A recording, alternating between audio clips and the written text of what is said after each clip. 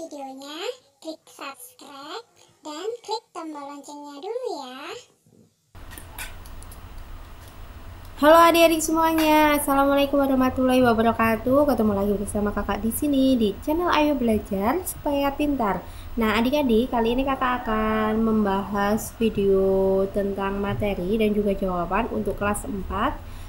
Untuk tema 1 yaitu indahnya kebersamaan, subtema 2 kebersamaan dalam keberagaman, dan di pembelajaran ketiga. Nah adik-adik, alangkah lebih baiknya kalian mengerjakan terlebih dahulu secara mandiri tugas-tugas yang ada di pembelajaran 3 ini. Setelah kalian selesai mengerjakannya secara mandiri, kalian bisa menyaksikan video kakak kali ini dan mencocokkan jawabannya dengan video yang telah kakak buat. Nah, langsung saja ya di pembelajaran 3 ini.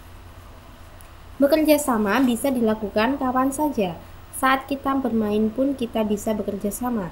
Tahukah kamu bahwa kita dapat belajar bekerja sama dari permainan tradisional? Ayo kita pelajari bersama. Nah, di sini ada ayo mencoba.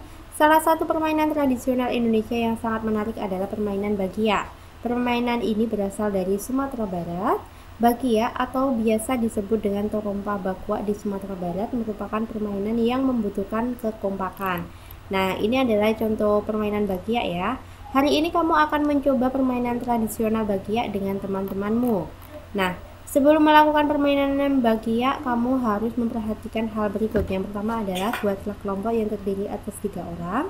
Yang kedua, masukkan masing-masing kaki ke dalam tali bagia.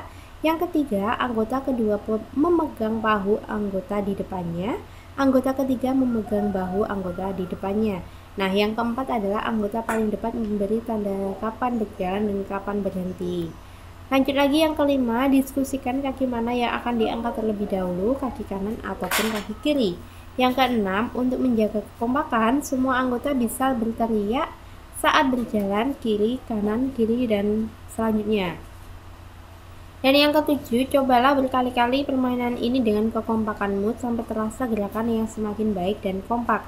Kekompakan yang pertama menjadi garis akhir adalah pemenangnya. Maaf ya, kelompok yang pertama mencapai garis akhir adalah pemenangnya.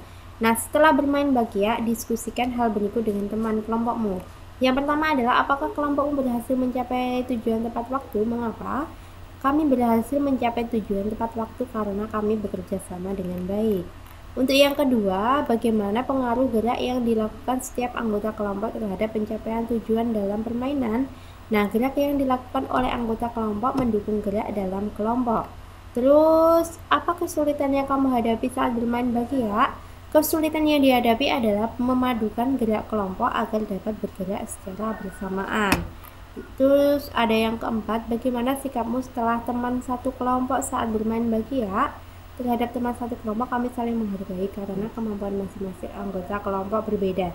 Nah, untuk jawaban-jawaban di soal nomor 1 sampai 4 ini sebenarnya ini adalah hasil dari pengalaman kalian ya. Jadi jawabannya kalian tidak harus seperti kakak. Nanti pengalaman kalian bermain bagia dengan teman kalian itu seperti apa, kalian tuliskan sesuai dengan pertanyaannya. Jadi jawabannya nggak harus seperti kakak ini.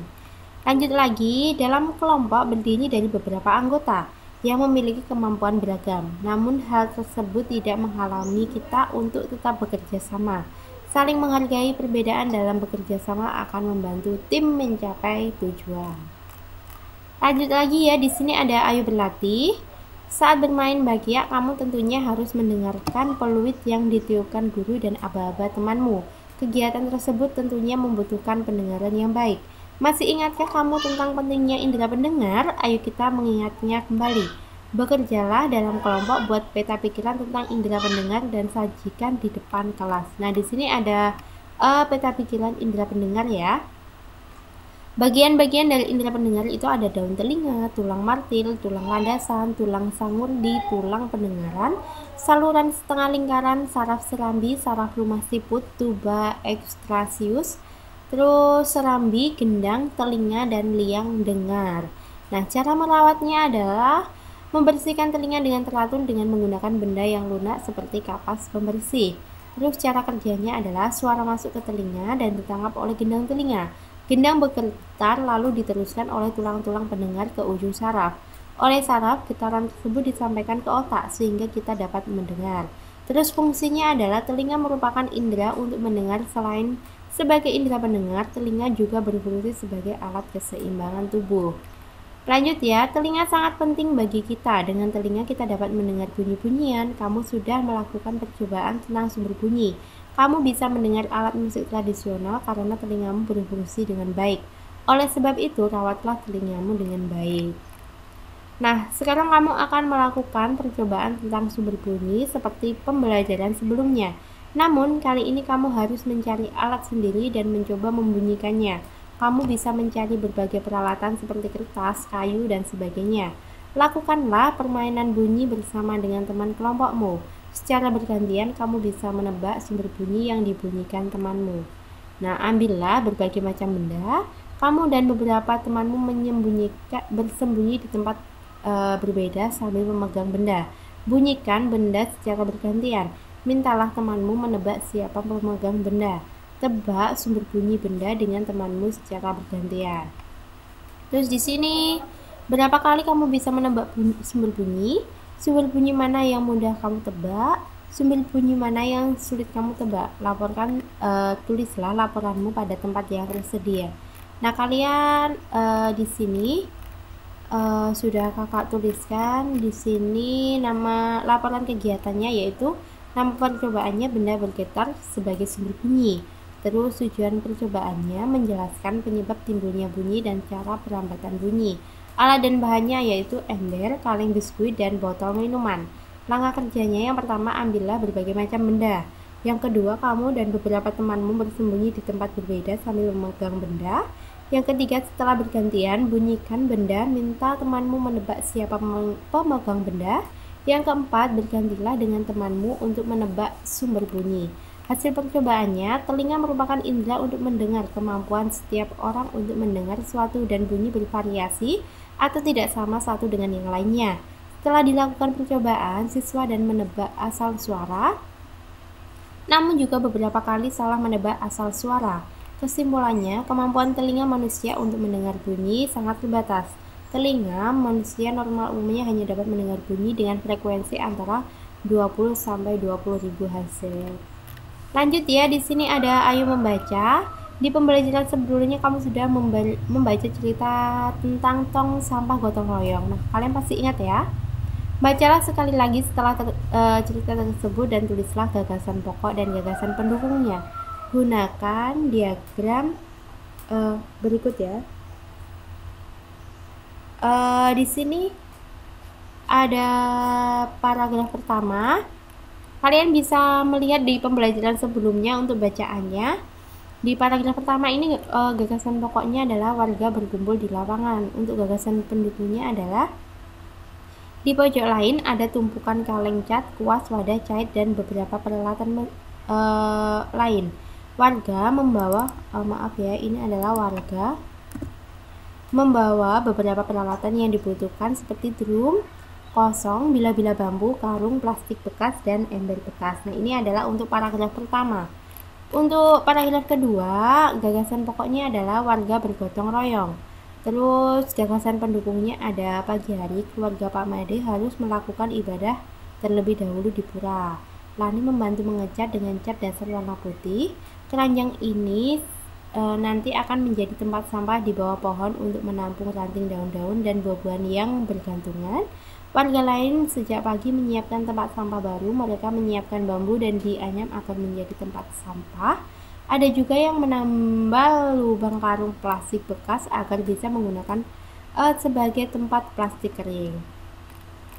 Lanjut ya, di paragraf ketiga untuk gagasan pokoknya yaitu tong sampah siap untuk dihias. Pukul 10 keluarga Pak Made sudah pulang lalu ikut serta dalam menghias tong sampah. Terus drum bekas, ember bekas, karung plastik, keranjang anyam sudah menjadi tempat sampah yang cantik. Mereka bersama dengan warga lainnya membuat hiasan untuk tong sampah.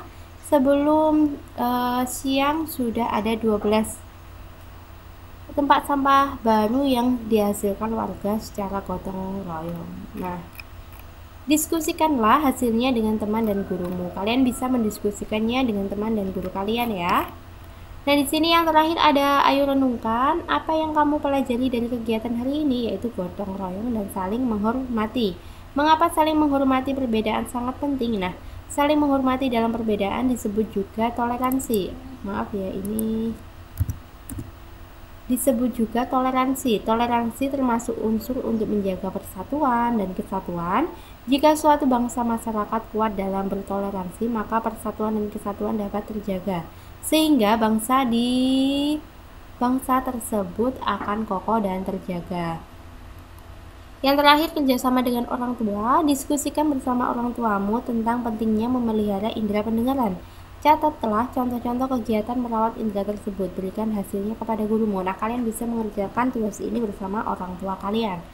Nah, cukup sampai di sini di pembelajaran 3 ini. Semoga video ini bermanfaat untuk kalian yang menontonnya, dan terima kasih sudah menonton video ini sampai akhir. Mohon maaf jika ada materi dan juga jawabannya yang telah kakak berikan ada kesalahan. Kakak mohon maaf yang sebesar-besarnya.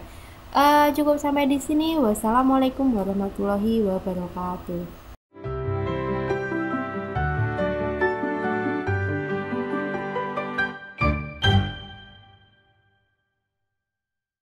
Sebelum nonton videonya, klik subscribe dan klik tombol loncengnya dulu ya.